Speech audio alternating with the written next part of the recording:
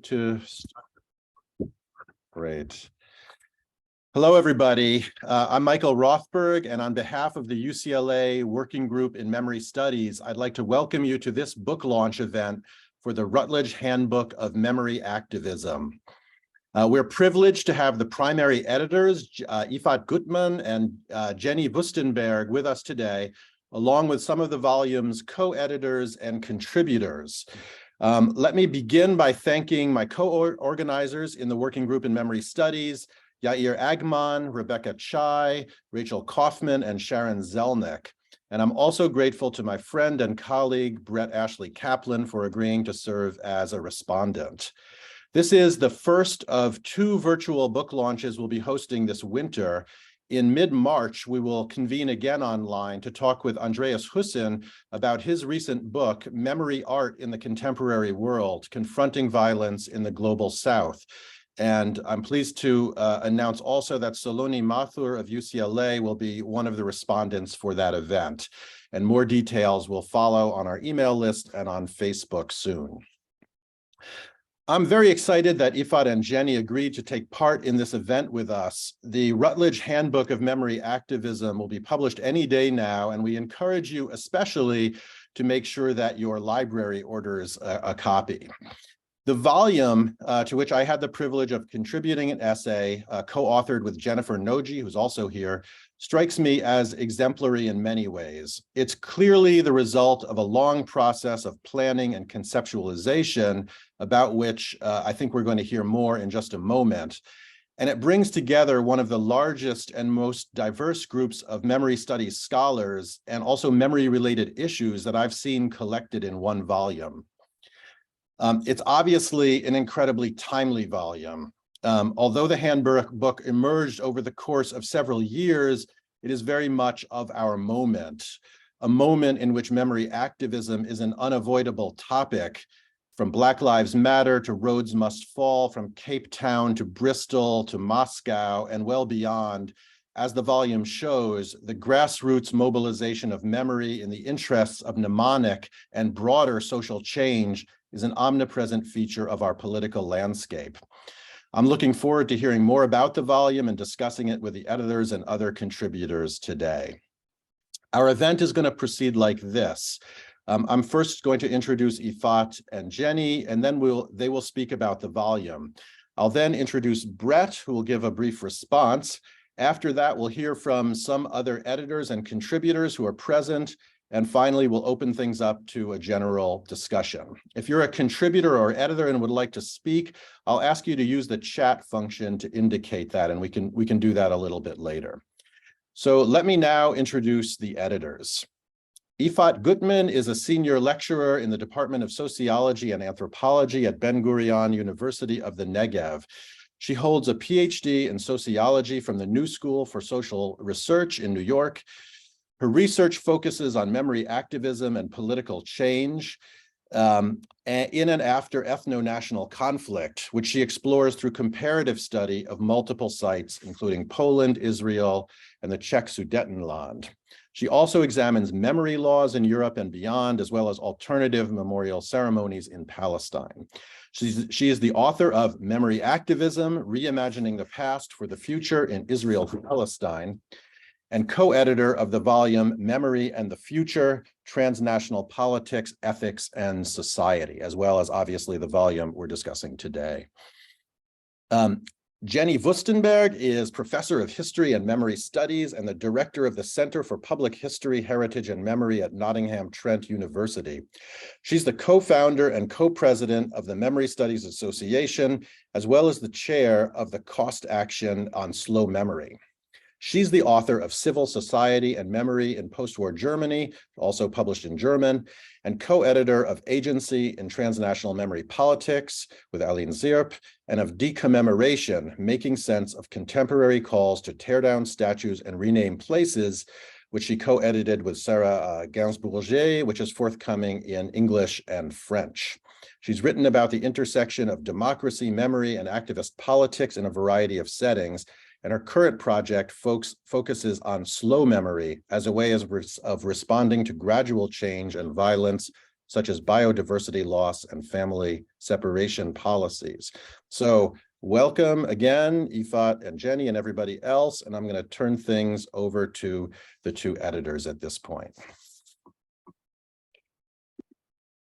Thank you so much. Can you hear me? Yeah, can you hear me? Yes, you're good. You're good. I'm just going to share my screen. Oops. Of course, it never works as quickly as you think. Here we go.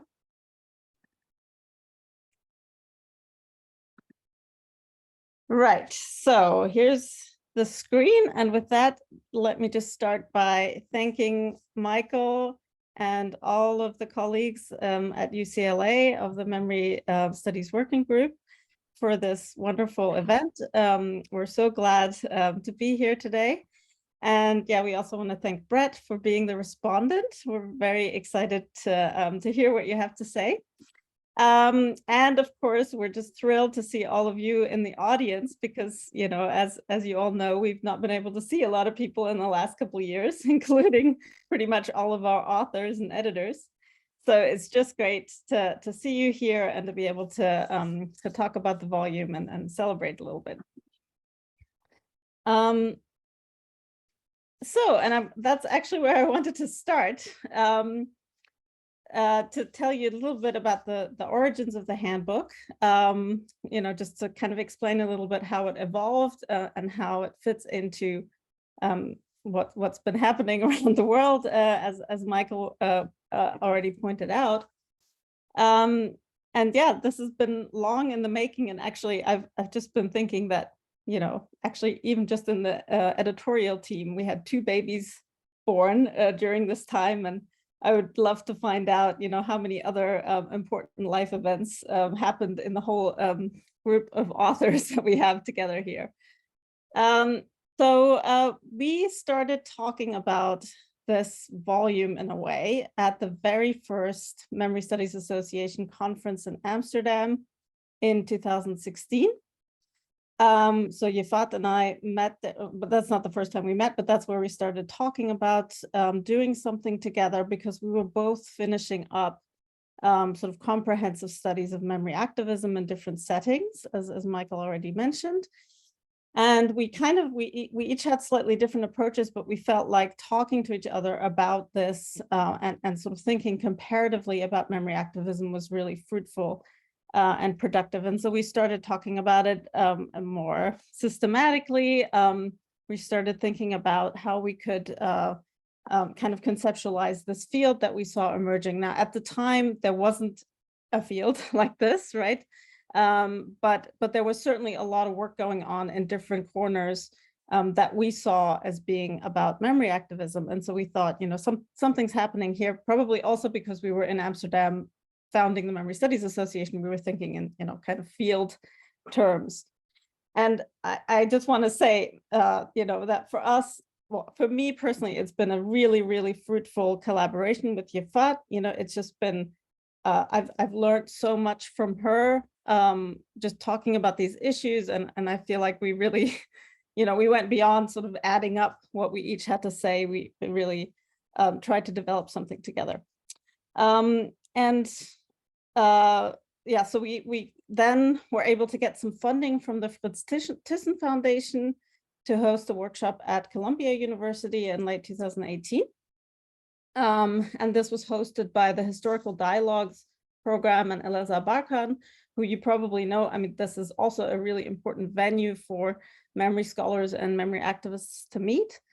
So that was a place where a lot of the authors that are now in the handbook were already present, where we really kind of tried to get a sense of what the important issues are and how we could map this emerging field, what the points of contention were. Also, it was a pretty controversial at times workshop, as those of you who were there will remember.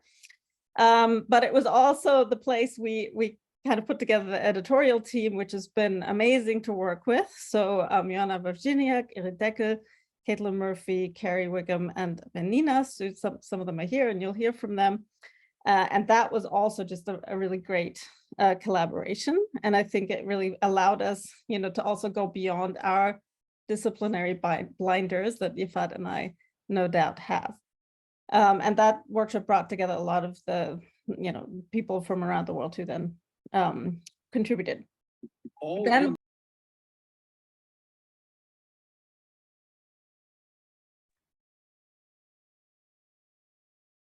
I think you're good to go, Jenny. This was just someone unmuted themselves accidentally.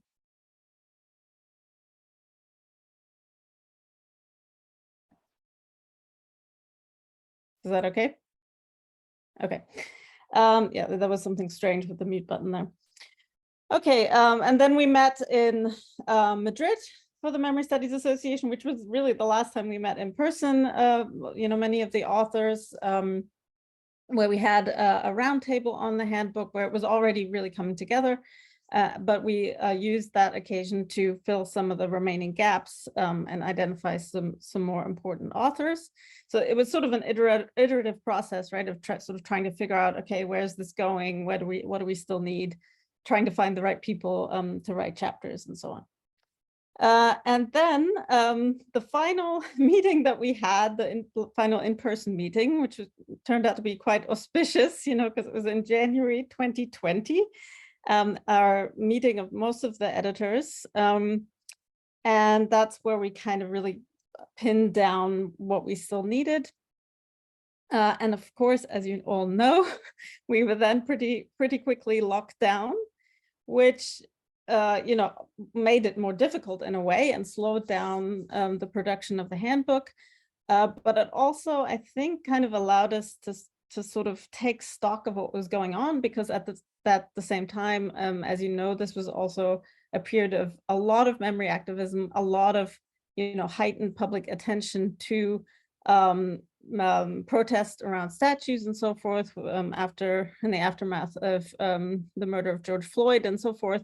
So there was a lot going on in terms of memory activism, and we were kind of bringing together, we had a little bit more time maybe to bring together what we saw as this field. And so this is, I guess, what we refer to in the introduction, based on a term that was actually coined by one of our authors, Red Chitki, the activist turn in memory studies, which is kind of a combination of these on-the-ground developments that were happening, where memory activism was, of course, not a new thing, but received a lot more public attention and scholarly attention, and this sort of conceptualization that was happening with our handbook, and of course with some other projects like Anne Rickney's REACT project, for example. And so with that, I will turn to Yifat, or turn it over to Yifat. Thank you. And thanks, Jenny, for this collaboration. And of course, I also thank the organizers and the organizers and this audience that has many of the people that were involved in the handbook in these many years of producing it. So as Jenny mentioned, the activist turn is a sort of a momentum that we faced already working on the handbook and thinking about the structure of a field, which is the structure of this handbook. And so this momentum where reality, political events and their media coverage, as well as scholarship that already was emerging or already existed, directed everyone's attention to activism, and especially within it to memory activism, the commemoration of monuments, a lot of memory projects online during COVID, digital archives and other projects and campaigns. So the development of the handbook benefited from this focus and momentum, which we already thought was really important, but could also learn from this momentum. And so the structure of the handbook, the sections you can see here, has sort of the boundaries of a field, or what has to be in this new field, the way we thought about memory activism, each of these sections has both scholarly accounts or essays and activist voices from various places around the world. And we wanted each of them to present a complete picture as possible. And they also, each chapter has additional resources for scholars and activists and students who want to study more or look more into these topics or issues. I'll start with introducing the first sections, and later on the editors of these sections, probably those who are with us, could say more. So the debates, the opening section following our introduction, brings in this task of having a full picture, instead of of imposing a definition, and I'll mention this later on, or only showing things from specific perspectives, we decided to bring contentions and debates and questions with different views. So this section lays out what is at stake in studying memory activism, why it's important, and again, instead of overcoming disciplinary and other divides, we actually wanted to bring them here to let them surface. So we have an open discussion, or a provocation to dialogue, as Anna Reading mentions in the final chapter of this section in her Manifesto for Activist Memory Studies. So they're opening debate rather than giving a prescription. Then the second section is actors and agency.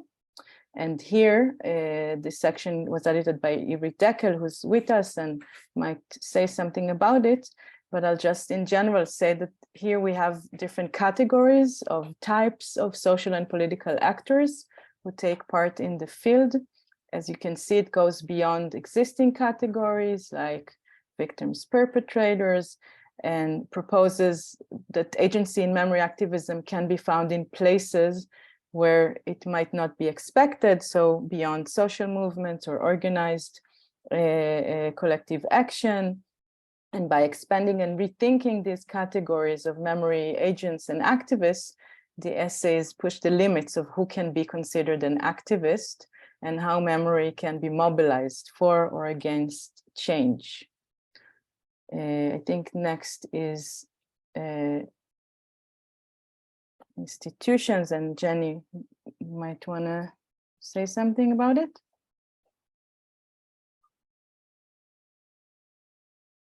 Yeah, so this next section on institutions and institutionalization, I've already gone one too far, oops, was edited by Jana Virginiak, who unfortunately isn't here today.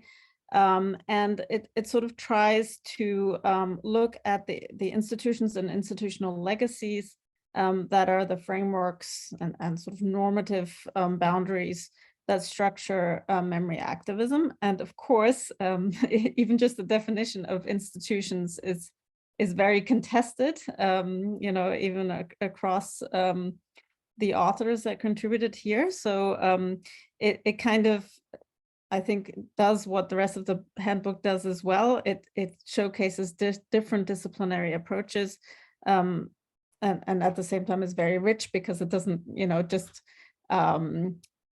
come from one perspective of institutionalization. So that's the first part, and the second part of the institutions and institutionalization section there. The fourth, which is the biggest section on spaces of memory activism, edited by Yifat and myself, is one that tries to map out the spaces, both symbolic and social and political, but also geographic, in which memory activists operate, and that also to some extent created by the activists themselves.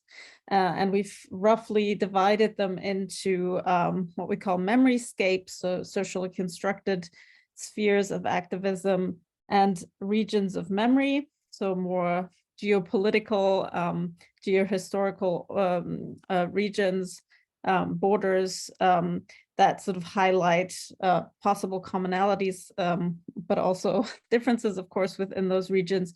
And because that very idea that there should be, there might be something like, Latin American memory activism or East Asian memory activism, we asked all of the authors to interrogate that very idea that there is maybe such a thing as a regional type of memory activism.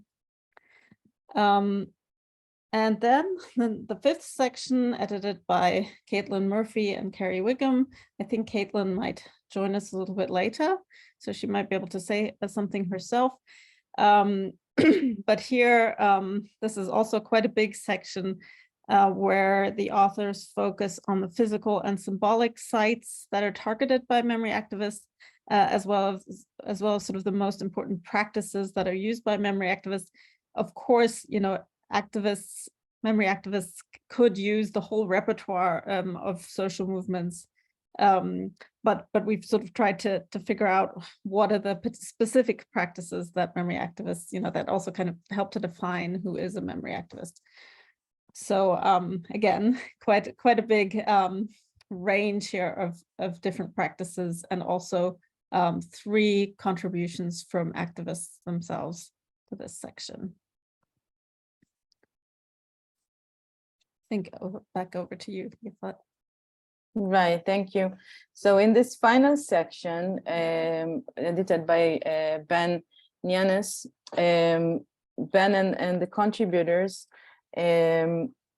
address the most vexing normative dilemmas evoked when memory activism, through memory activism, and discuss also how memory activism scholarship can contribute to democratic theory and vice versa.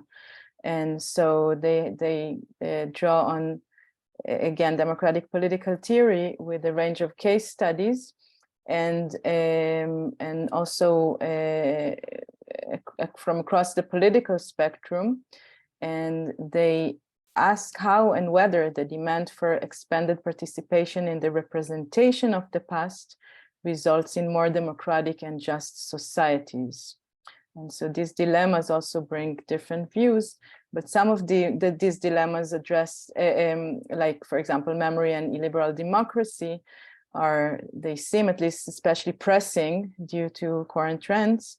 But others, like the question of whether activism or activists work with or against the state, and whether expert knowledge is fundamentally opposed to grassroots understandings of the past, are, as old as the field of political theory. But this is the final section of this handbook. And we wanted to almost finish this introduction by talking a little bit about the challenges we had. So one challenge was indeed defining memory activism. We knew from the not too much literature that existed when we started, that there are different definitions for this one or specific phenomenon of memory activism. But in the workshop in New York, some of the spirited discussion was about defining memory activism. And so when we came to the handbook, although Jenny and I have our own definition of memory activism, and we elaborate on it in a memory studies piece, we decided to not impose this definition on the contributors, but actually we present a more general definition in the introduction, and we sent it out to authors and enable them to argue with it, to expand or to filter memory activism through their own research experience. And so the result, we think, is wider discussion of memory activism and working with it. Another challenge, or maybe the decision we made early on, is that we saw a very common bias in the study of activism in general and memory activism in particular, and that is the assumption that activists are progressives. But both in our own research, Jenny followed memory activists on both sides of the political spectrum. I'm focused on peace activists, so it's more one-sided, but we understood early on that memory activism applies to both civil and uncivil, in quotes, organizations and political agendas, and that memory activism is, or the definition of memory activism has to be agnostic in its politics. So, and in fact, memory activists on the right, on the populist and nationalist sides, are much more successful, today. So the handbook thus includes case studies of nationalist groups, populist, illiberals, conservatives, and groups on the extreme right, as well as various agendas. And then the final channels that I'll mention is the global production of knowledge. Memory studies and memory activism reproduce a Western knowledge system. The very concept of activism follows the Western notion of a modern sovereign state, where civil society works publicly and independently from the government and deems it accountable. But this model, which in itself is problematic, is even more difficult to apply in places where colonialism continues to reverberate, and where memory practices are still rooted in colonialism. So we wanted to follow calls to make knowledge truly global or transnational by incorporating theory and systems of knowledge produced in various regions of the world, including outside the Western core. And this is demonstrated in chapters on sacred and indigenous spaces, on ghosts as agents that challenge what we see as a human actor. And it's also done by giving room to local scholarly perspectives and activist voices from around the world. And this is not enough. I mean, the book remains mostly Westerns in terms of its editors, contributors, and knowledge production. But there is another suggestion that was made to overcome the bias that Rura Misai Cherumbira expresses in her chapter on the global production of knowledge in this final section of normative dilemmas, and with other authors like Anna Reading and Neil Muteler. She argues against the separation between scholarship and activism that produces part of the bias about who can produce knowledge. And she suggests scholar activism combines ideas and practices, and it's about studying the past, I quote, in order to construct a different memory and reality of what it means to be human in this contemporary moment in the 21st century and beyond. And I think this is a good note to end the introduction with just a final slide. Yeah, so this is just our little advertising slide. So we are going to be organizing 2 roundtables on the handbook at the MSA. So if you're there in person, it would be nice to see you. We'll probably have a reception as well after these events and go out for drinks, because we do feel like we deserve to actually be together in person. So everyone's invited to that. And then I just wanted to mention that the Memory Studies Association also has a working group on memory activism, in case you weren't aware of that. And you can join that via the MSA website. And of course, if you want more updates about events about the book, and also when it's actually out, there will, I think, be a paperback edition in probably about 18 months. So if you want news along those lines, just follow us on social media. With that, I will stop sharing. Okay, thank you so much, Jenny and Yifat, for sketching out for us this really rich volume. And I think you give a good sense of the, really impressive scope of the whole thing. I'm now going to introduce Brett Ashley Kaplan. I just want to say this is not an easy task to respond to a book that hasn't actually even been published yet. So I'm grateful to Brett for taking that on, and such a massive book as well. So Brett directs the initiative in Holocaust, Genocide, and Memory Studies, and is a professor of comparative and world literature at the University of Illinois, Urbana-Champaign, my former home. She's the author of numerous articles and reviews in both scholarly and public-facing venues, and her books include Unwanted Beauty, Landscapes of Holocaust Post-Memory, Jewish Anxiety, and the novels of Philip Roth, and a novel that she published recently called Rare Stuff. She has a terrific collection coming out soon from Bloomsbury called Critical Memory Studies, New Approaches, which I know some of the people attending today have contributed to. And she's also at work on a second novel, Van der Velde Downs, which is about Nazi-looted objects found in a Vietnamese refugee center. And I can only say I can't wait for that one as well. So I'll turn it over to Brett for a short response. Hello, everybody. Can you hear me okay? Okay, good. So thank you so much, Michael, and all of the organizers from UCLA for inviting me to respond. This volume is just so incredible, and it was really lovely to hear from Jenny and Yifat about how it all came together, which is a backstory I didn't know till just now, but I had the pleasure of reading it over the weekend.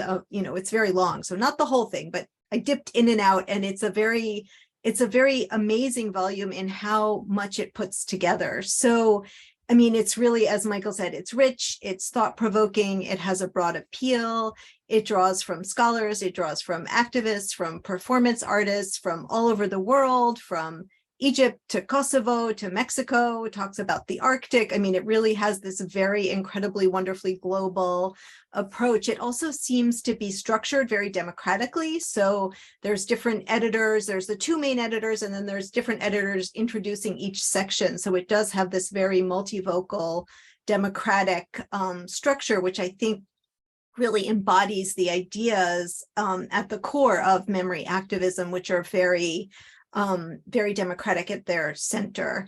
It also really reinterrogates and gets us to think differently about the very idea of space. So there's queer spaces, mediated spaces, sacred spaces, indigenous spaces, all of these things that we might not normally think of as spaces are embedded in the volume as spaces. It covers topics from religion to slavery to museums to neoliberalism to law to toppling monuments to ghosts and on and on and on. It also includes a huge array of types of writing, from interviews to manifestos to scholarly articles to first-person narrations. And indeed, the whole long volume ends with an interview, which I think offers a sort of open-ended and dialogic feel to the entire text. So I wanted to give you a sense of the writerly range by looking just very quickly at two chapters. Anna Redding, I think I saw her coming in the admit room. Her article, Activist Voices, What is at Stake? A Short Manifesto for Activist Memory Studies. And the second one is Nora Amin's Activist Voices Post-Heroes. So Redding asks us to think beyond borders, indeed to cut fences, overwrite the manifesto, think beyond the human, and sing out memory work. She divides her manifesto into actionable categories: remember your value, shake and stir, and finally, destroy this manifesto. Write your own. It's a wonderful and playful way of getting us out of our armchair philosophizing or memory studiesifying and into action without being didactic, while allowing and indeed encouraging our own takes on the stakes.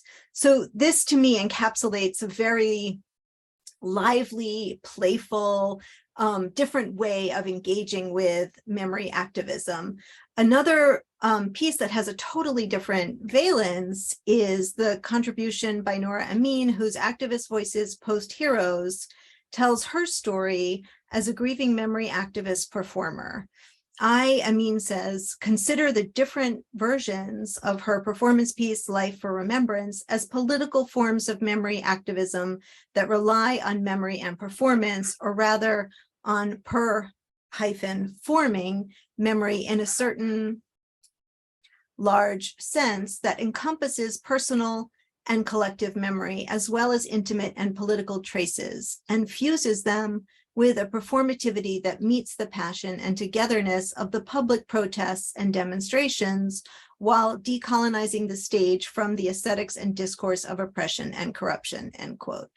The descriptions of how Amin and a group of theater people in southern Egypt, in opposition to the absence of fire protections in aging theaters that caused a fire which claimed her husband, began to act, are just so incredibly moving. The opposition and the performances she created, as she says, functioned as a political statement against the regime. This emotional example forms one among many of how memories can be activated into activism. And as Jenny and Yifat, as you were describing the volume, you were talking a lot about the ways in which there's this blurring, right? Like you might want to keep separate the sort of analysis of memory activism from the memory activists, but in fact, what's happening is that these two groups of people are the same. So I wanted to give you an example, which I talk about in the volume that Michael mentioned, which is coming out from Bloomsbury. And it's actually really, really lovely that I think these two volumes are kind of beautifully in concert together. And Jenny, I think you're actually the only hinge point between them. Jenny has a wonderful contribution to that volume, which is called Slow Memory. So I think together, the two volumes are a very sort of, dare I say it, comprehensive look at what's happening in memory studies right now.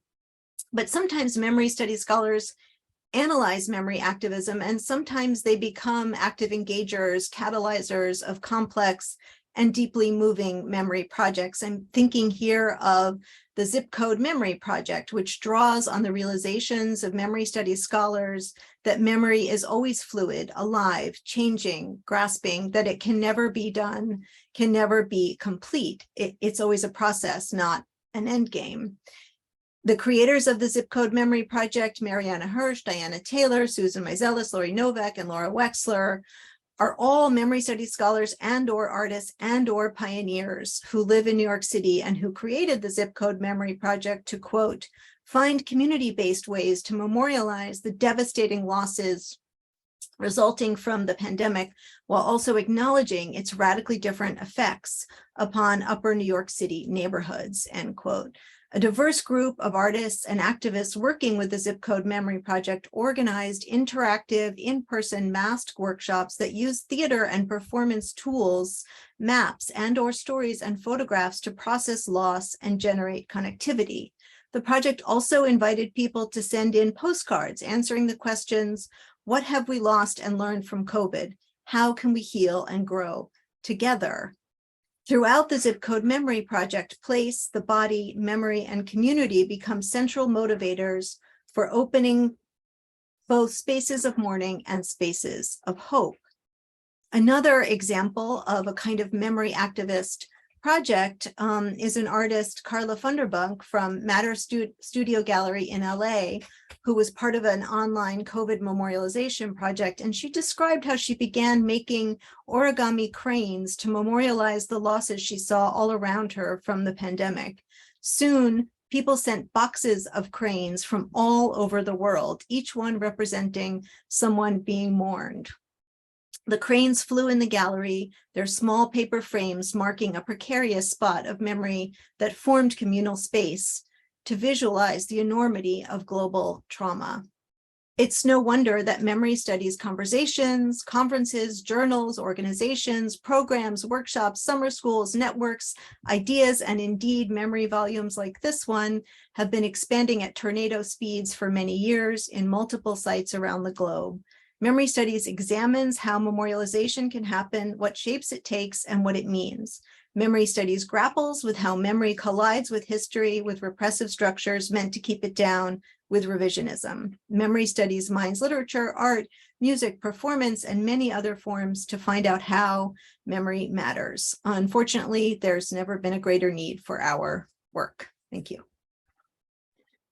Thank you so much, Brett, for really evoking, I think, powerfully the stakes of the volume and of memory activism itself more broadly. So I appreciate that.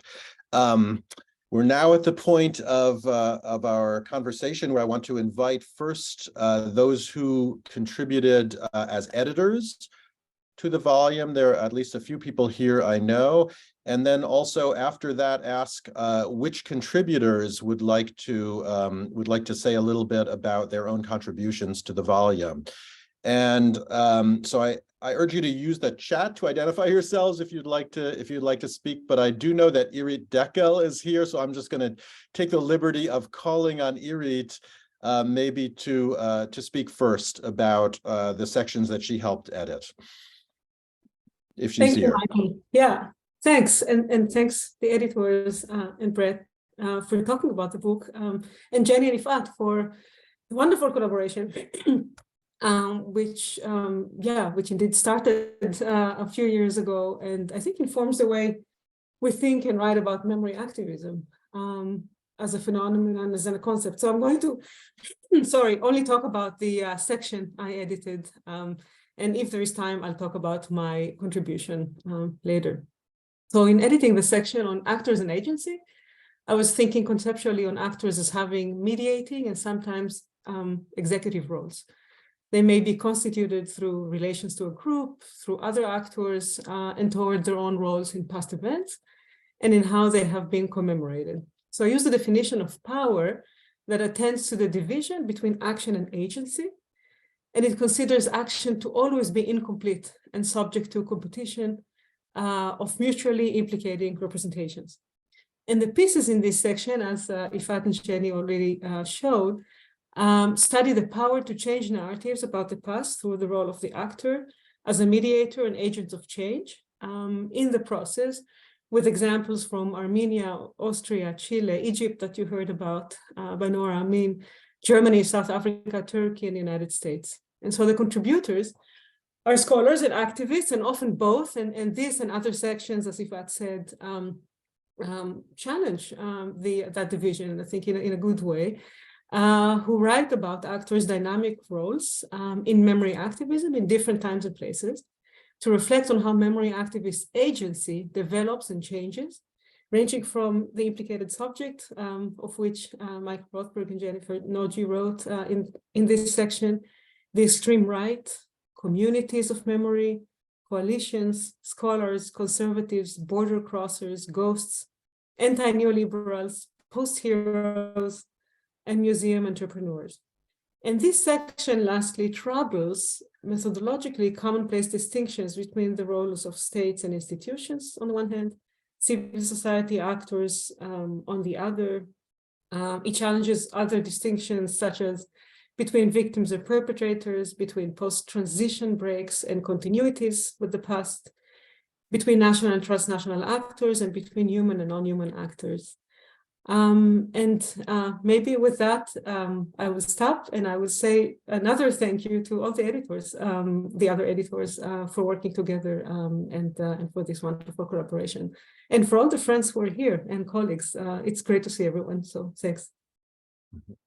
Thank you, Irit. I have Ben Ninas also lined up, so maybe Ben, you could weigh in next. I will. Thank you so much, Michael. Thank you for having us. And I want to echo everything that has been said about this collaboration, which has been really extremely productive and collegial and just really open in many ways that was quite special. So as Yifat briefly mentioned, this section on normative dilemmas started from the idea that all types of memory activism in some way or another include a call for expanded participation beyond the more traditional gatekeepers of public memory, like state actors, curators, historians. It addresses what is at stake normatively in this call for expanded participation, and in particular, how the study of memory activism helps us reflect on larger questions about the relationship between memory and democracy. So I began thinking more about what to include in this section through a distinction from Jenny's introduction to her book on civil society actors in Germany, in which she separates the democratic content of memory from the democratic process of memory. And she suggests correctly, I think, that the two are by no means automatically mutually implied.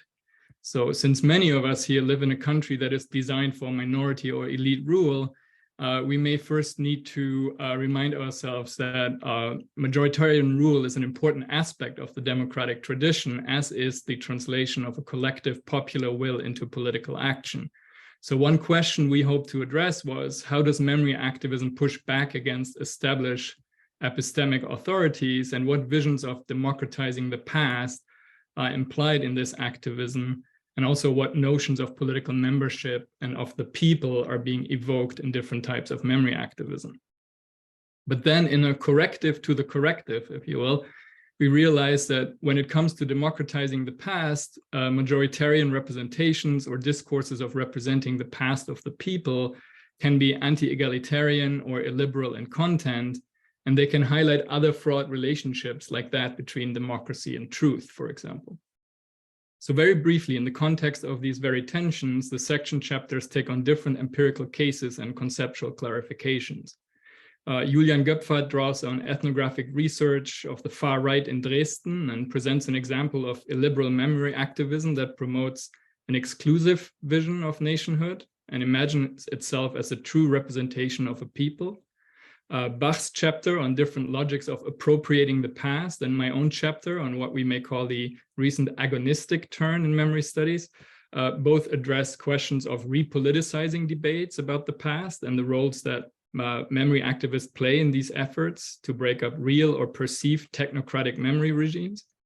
And P.J. Brandisi, he's a political theorist from Johns Hopkins, I think further complicates the whole picture by showing how memory activism that addresses the legacy of racial injustice in the United States is regularly dismissed as a narcissistic type of politics of identity and framed by conservatives and liberals alike as an attack on the cohesion deemed necessary for a shared political space, a cohesion and sameness that is, of course, imagined predominantly as white and male.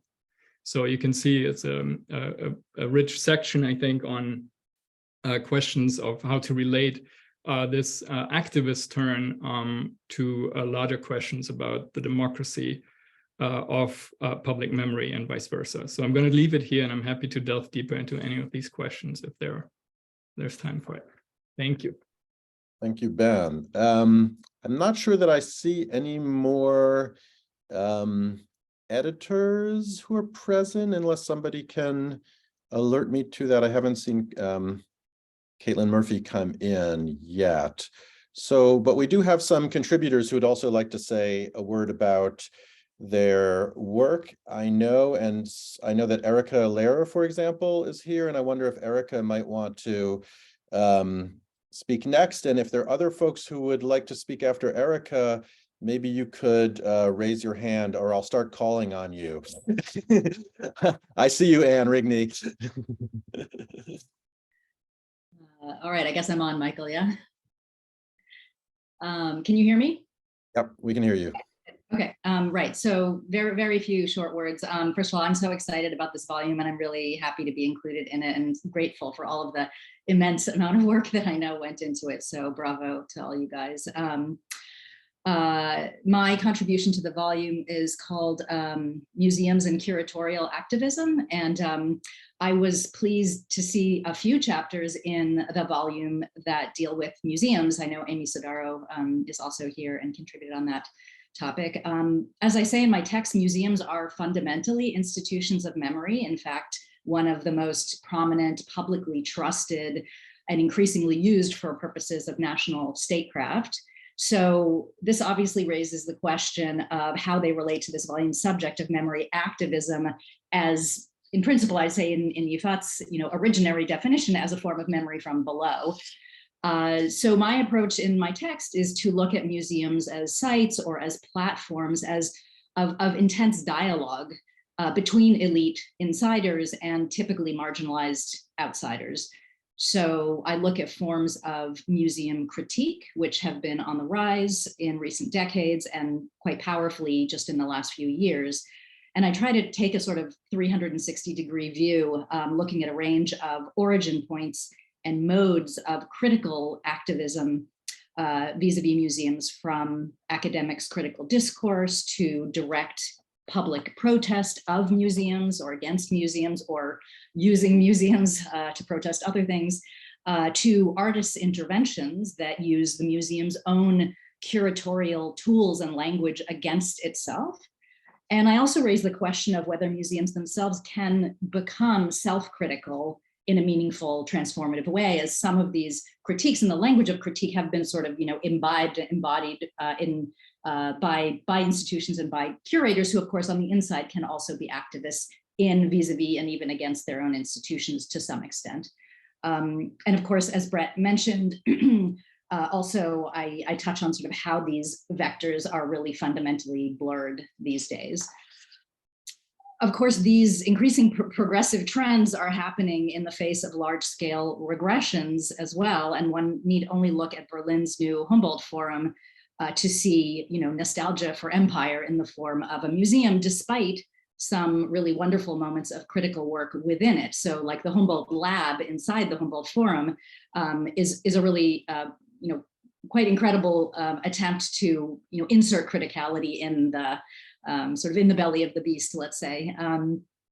So museums are complicated. They're complicated sites of and for memory activism, which I know and from firsthand as a longtime curatorial activist in parallel with my scholarly work on Jews and other minorities in Polish museums today.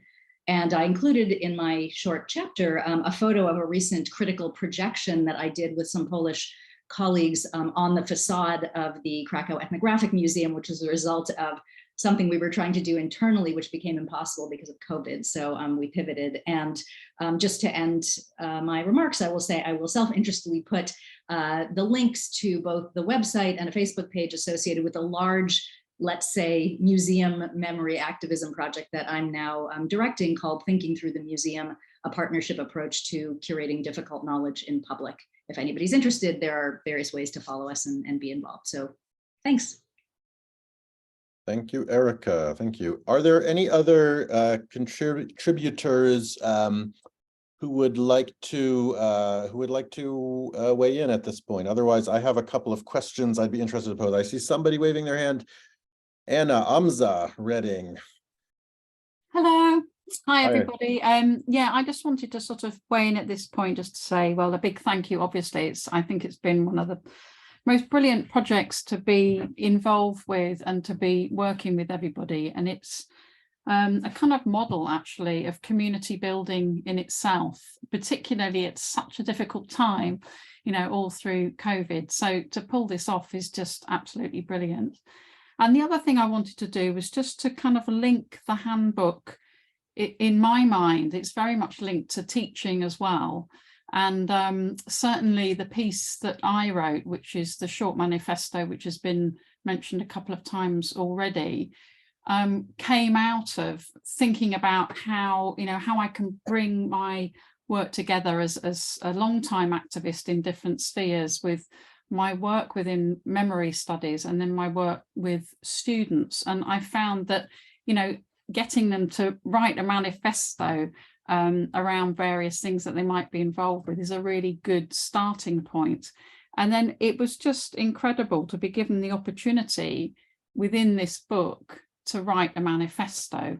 And it was probably the funnest, as one of my children might say, that's not a correct word, the funnest thing that I might have had the opportunity to do. And it really just sort of outlines this sense of, in 5 sort of easy points, how we might think about a short manifesto for activist memory studies in different ways, but also then thinking quite critically about our own labor, your labor, as activists, as academics, as teachers, as also students, and how does that labor then translate into different kinds of mnemonic capital that can be important to making transformations and making changes.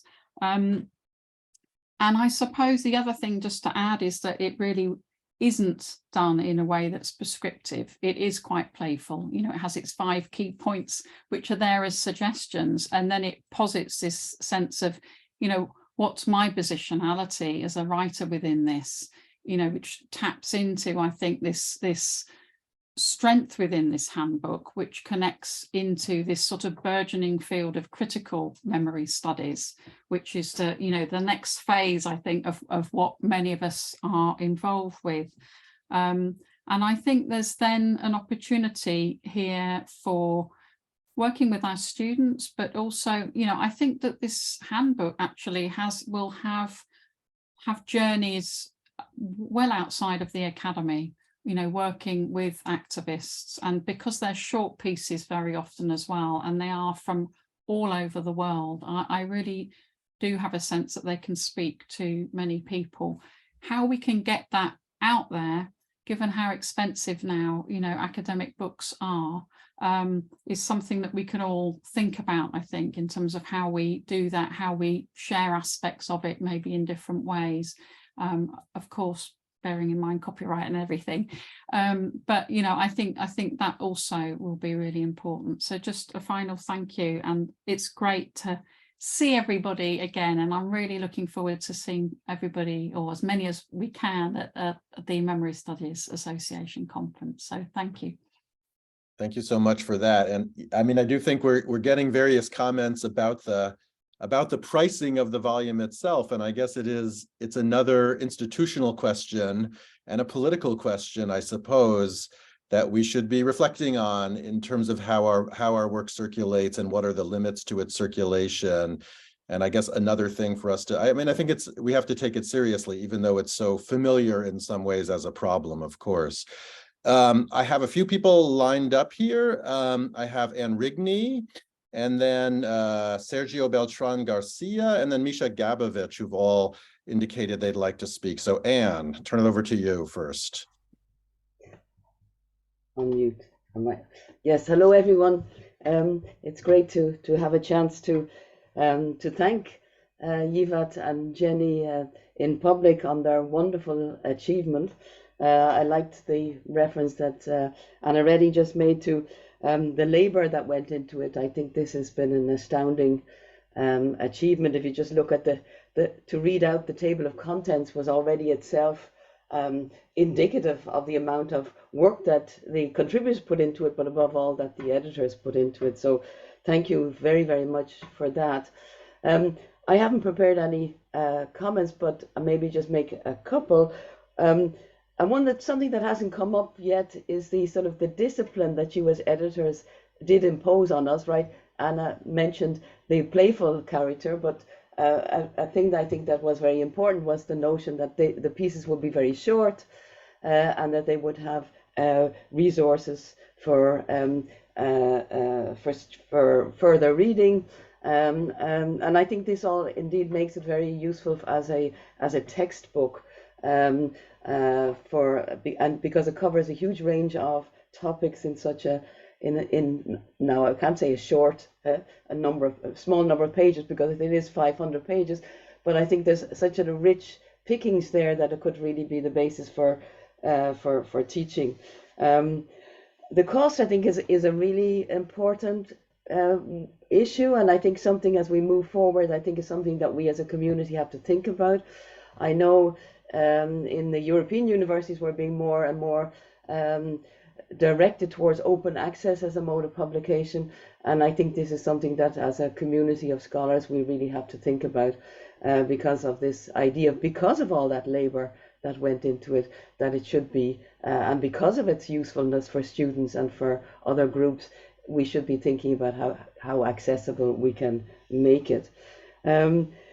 In terms of my own contribution, a very short contribution, as I said, we were limited in the number of words we could use.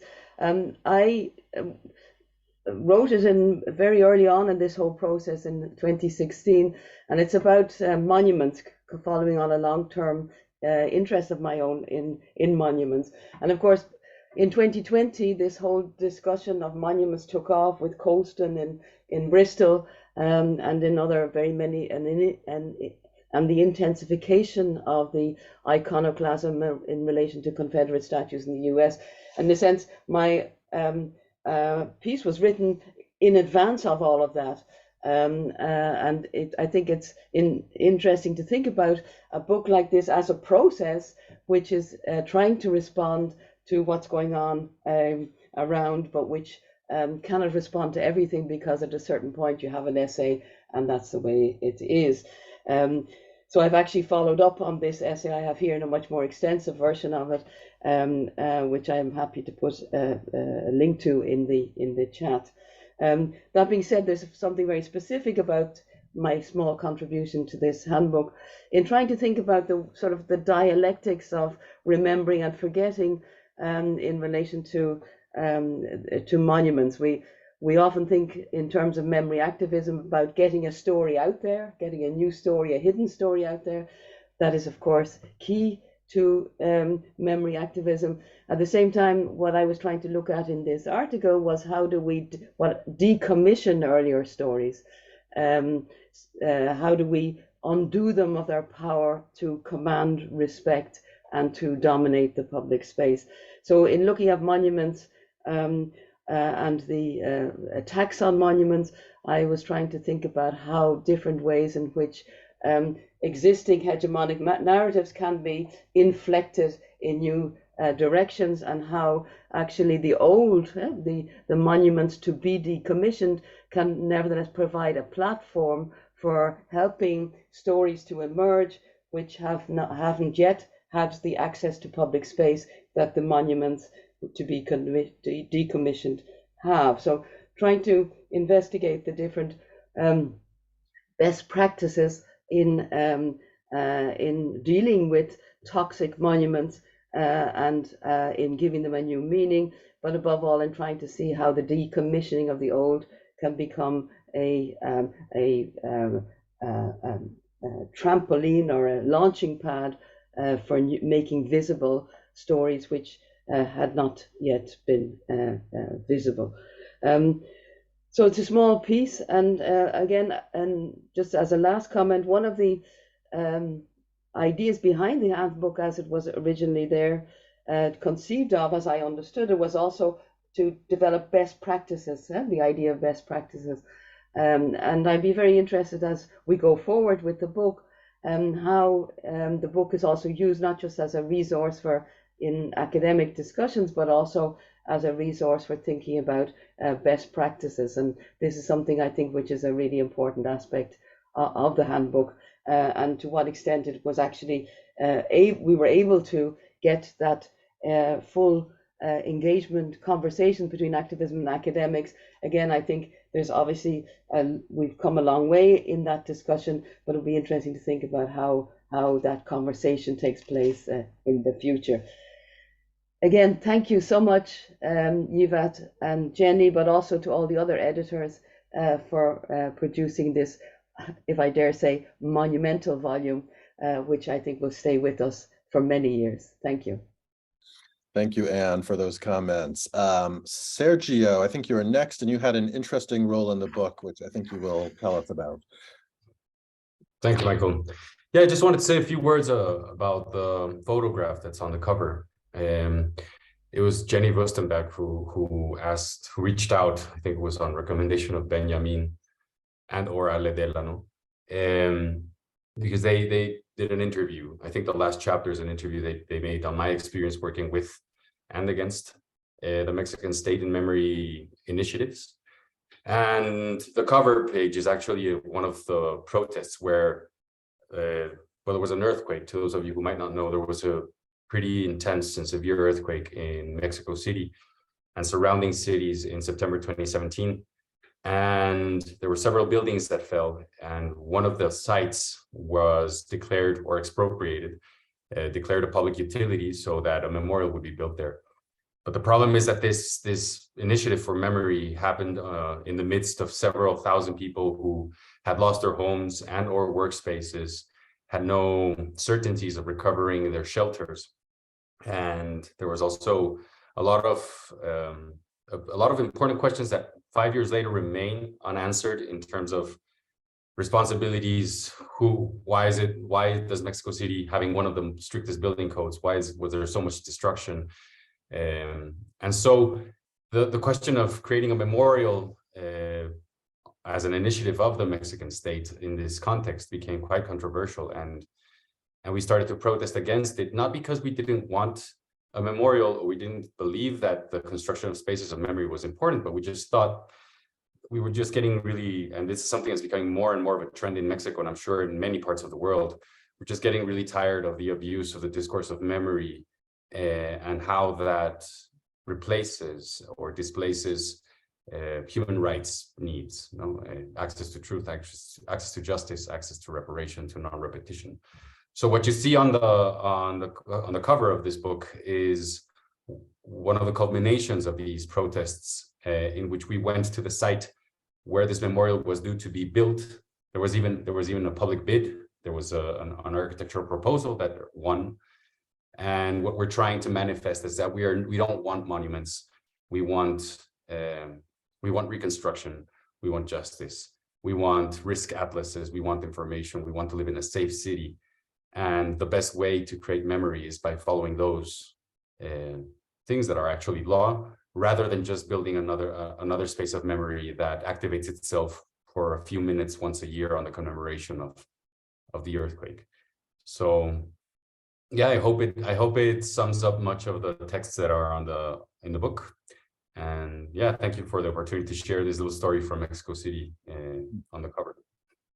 Thank you, Sergio. And that raises, I think, an interesting question about the the value that we ascribe to memory as such, and to think critically about the category itself, even as we're dedicated to studying it, to activating it in different ways, but also to be careful about that investment as well, or to be self-critical and self-reflexive about that. So thanks for that.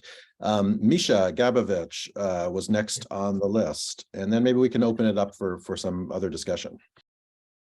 Thank you, Michael. So I'd like to start by echoing everyone and expressing my profound admiration of Jenny and Yifat for the way that they have guided us through this extremely long and complicated process. And we heard that indeed some of the meetings were actually very controversial. I remember that very well, and it's wonderful to see that that was also very productive. But I kind of feel an almost therapeutic need to talk about the topic of time. So I have two contributions in the handbook. One is about regimes of temporality, and if you forgive the pun, I'd like to think that it's pretty timeless, in that I tried to bring together ways in which both historians and sociologists have thought about temporality, and make that both relevant to the topic of memory activism, but also accessible to practitioners of memory activism in sort of maybe diversifying the ways that they think about regimes of temporality. But the other piece that I worked on for a very long time is about post-Soviet spaces. And it's really strange for me now to think about that and to reread it, because I wrote most of it in 2019. And now it reads almost like an archaeological enterprise. Because I start, for example, with a long section about memorial, which I describe as a template for a lot of the activism that has been developing in recent decades in different post-Soviet countries, and which now, of course, is both banned and a Nobel Prize winner. And I guess that goes for a lot of this piece, in that it's really strange to look at it now, that I think due to the large-scale Russian invasion of Ukraine, my argument that I kind of tried to defend against some criticism in our exchanges at the time was that indeed there is still something like a post-Soviet space, which has to do with the shared legacy of both Stalin's repressions and commemorating the Second World War, etc. And I think that now, since last year, that is irrevocably gone and will probably never return. And in that sense, I think my article, on the one hand, is both completely outdated by the time it will actually appear, but on the other hand, also, at least from my perspective, extremely useful, because it kind of describes a situation for which I also did a lot of research at the time, and kind got an opportunity to connect with a lot of colleagues in different countries, that will now become completely invisible after this watershed. And at the same time, I think it provides a lot of background for what's happening now in a situation when issues of memory are, central to basically the most brutal war that we're seeing in our time, where both sides are referring to the Second World War in particular. And I'm now writing a book with a Ukrainian colleague about what's been happening with war memorials in the Russian-occupied parts of Ukraine, where everybody is becoming a memory activist, including the occupying forces. So it's really, I really have very kind of conflicted feelings about what the long time of gestation of this book has done to what I think about my own contribution. But I'm really, really grateful that you actually managed to take this project to fruition and didn't give up on us. So thanks a lot. Thank you so much, Misha. Those are important comments. And one of the things, and maybe we can now sort of have a little bit of a more wide-ranging discussion in the last 10 or 15 minutes that we have. One of the things that what you just said evoked for me, but I was thinking about it specifically. I've only read a few of the contributions so far, but I was struck by the end of Astrid Erl's essay on literary memory activism, where she talks about failure. She talks about a particular project called Refugee Stories, which is an example of a kind of literary memory activist project of, making visible, making available the stories of refugees in the United Kingdom. And she ends then with a kind of interesting twist, which she says, this project has been very successful as literary memory activism, but it has been a failure as literary memory activism. There are still the same number of refugees being held, for long periods of time in detention centers, et cetera, et cetera. And I was thinking of that also, again, when you talked a bit about Memorial, Misha, and I'm just wondering then about, maybe this is a question for anybody who's interested, but about the failures of memory activism and what they may teach us about power, about the state, about capital. I don't know. That was one question that was raised for me by what Misha said, but also again by Astrid's essay. So I'll put that out there. And another question I had, and I wonder if other people are wondering this too. I'm curious about the controversies in the editorial meetings that have been evoked so many times here.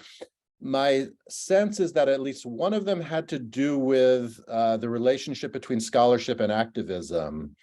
And if that's true, I'd love to hear a bit more about that. If there are other things, I'd be curious to hear about that too. So I wonder if either Jenny and Yifat or any of the contributors would want to address either of those questions, this question of failure, what it might teach us, and also this question of what were some of the controversies at stake in the creation of the volume? Sure. I guess as Jenny and I are thinking about this, I think the question of failure is fascinating, and we see a lot of failure. As I mentioned, those successful memory activists are not necessarily the ones who are working for a more plural public debate. But I also am thinking about the public sphere, or Michael Warner's counter-public, and the fact that even becoming a public, and in this case memory activists, somehow widens the horizon of public debate. So we know things that we didn't know before these actions took place. But obviously in practice, or in terms of a structural change, memory could remain symbolic. We deal with that a lot. But in terms of public debate, I think it probably widens public debate, even if a structural change does not follow. We can just give this note and think about failure further. Jenny, do you want to? Yeah, that's an interesting question. I guess it depends what you define as success as well. and whether we're, I think Astrid's intervention, of course, that's important in the sense that most of us who are motivated to work in this field for particular causes, find extremely frustrating. And so I certainly, especially since I've been more involved in thinking about memory and the environment and environmental activism, I find extremely frustrating. But that's less about the field of memory activism and more about academia in general. I think the sort of sense that, who cares, whoever reads what we write and that kind of thing, which I think a lot of academics face, right? But I think Yifat's right that obviously success may not be defined just as, do we manage to protect refugees in general indefinitely in the United Kingdom, for example, in the case of Astrid's case study.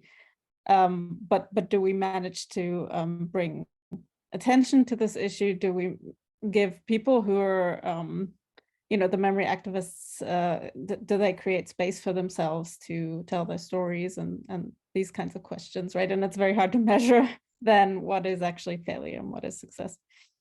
In terms of the controversies, that's you're asking us to air our dirty laundry here. No, but I think definitely.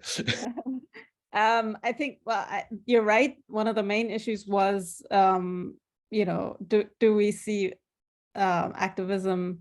Can we separate memory activism from memory scholarship?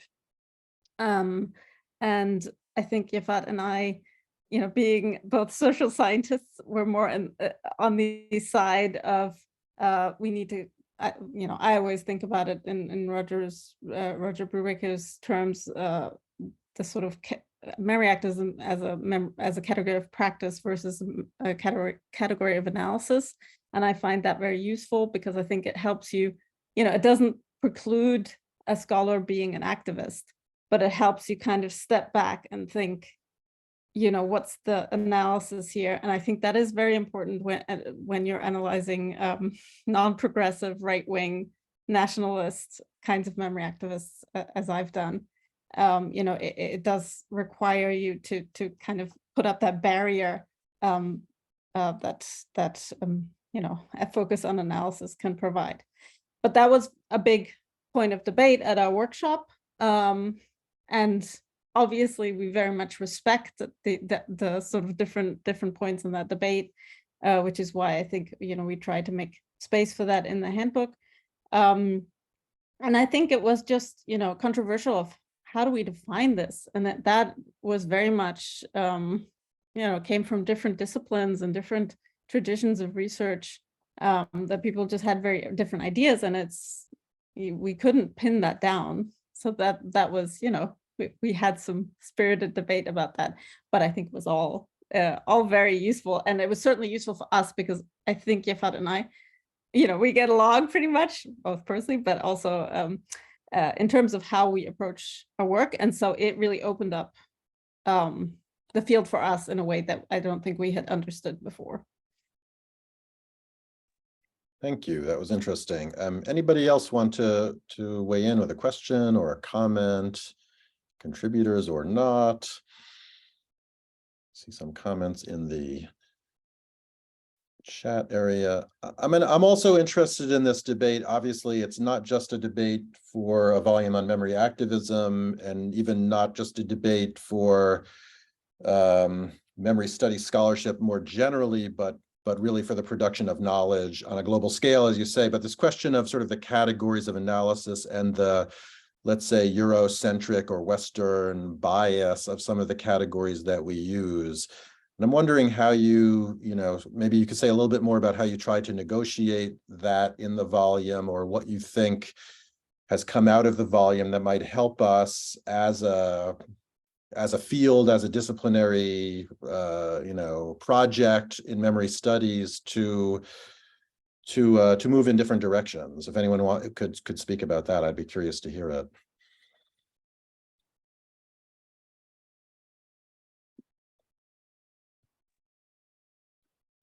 thought. Yeah, but could you actually ask the question again?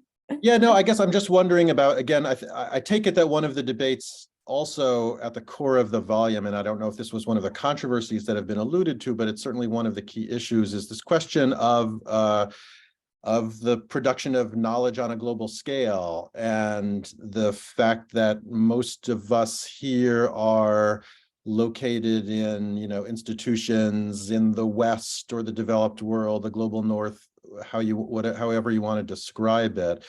How do we responsibly globalize ourselves? What can we do to transform, our thinking, let's say, about memory and memory activism in particular? Right.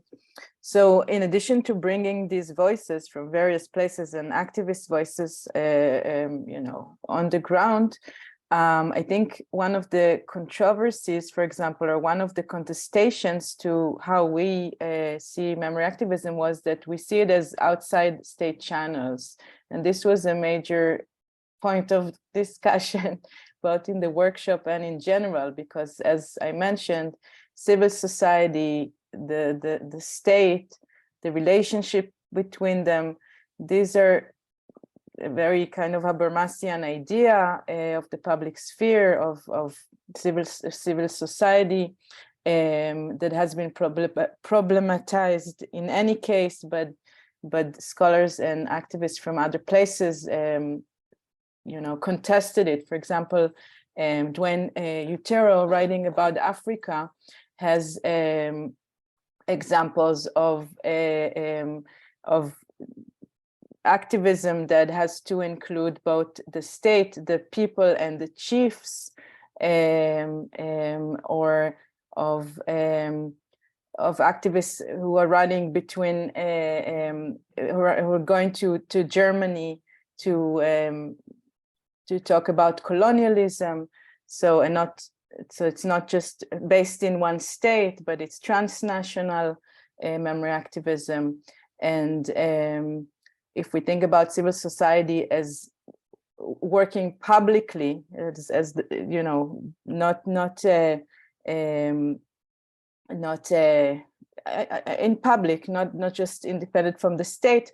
And then Shepard Foucault writes about activists in Zimbabwe who want to remember a genocide that you cannot commemorate in the state, and so they use clandestine spaces like funerals and password protected internet forums. So these examples, and also I think Roseanne Kennedy talks about the local municipalities that actually commemorate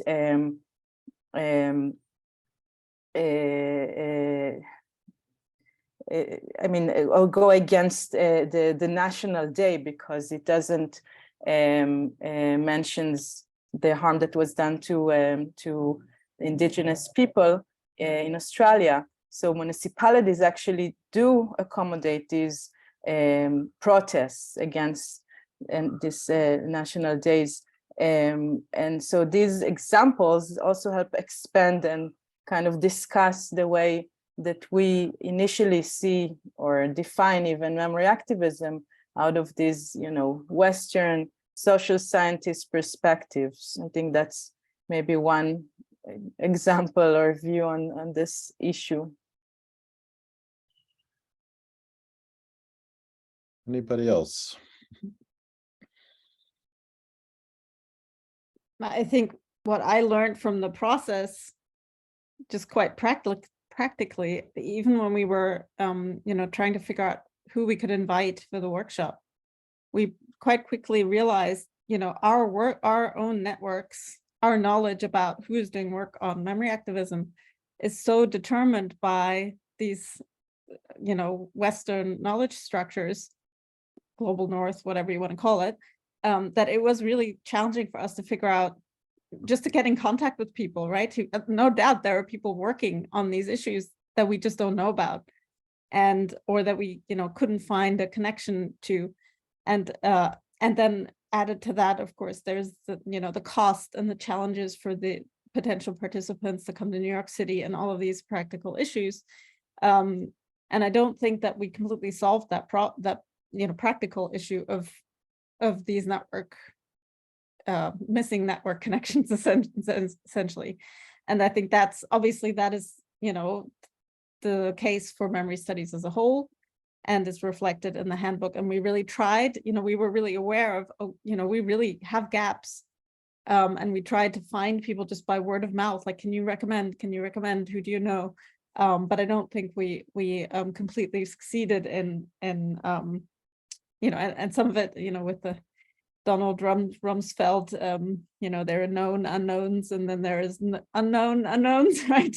So I'm sure we have unknown unknowns that are, that to some extent limit what we did. Okay, thanks. I don't know that I want to end with Donald Rumsfeld. Sorry. we are kind of at time, and I do want to say, whatever the limitations, especially the material ones that are imposed on a project like this, it really is, as Mariana Hirsch says in the chat, an amazing achievement. It really, I mean, again, I've just dipped into it so far. Hasn't even been published yet, but I'm really looking forward to reading more of the contributions. And it's very clear that it just maps out a huge terrain. And I think maybe most exciting for me, approaches the question of memory activism from so many different angles, including many that I would not have thought of myself before seeing the table of contents. So I think it's a really great achievement. I'm really grateful to everyone who was involved in making it possible, and also to those who are here today and have contributed, especially Jenny Wüstenberg and Yifat Gutman and the other editors and contributors. Yeah, it would be great if more of the volume could be made available for download. Perhaps guerrilla actions might be taken as well.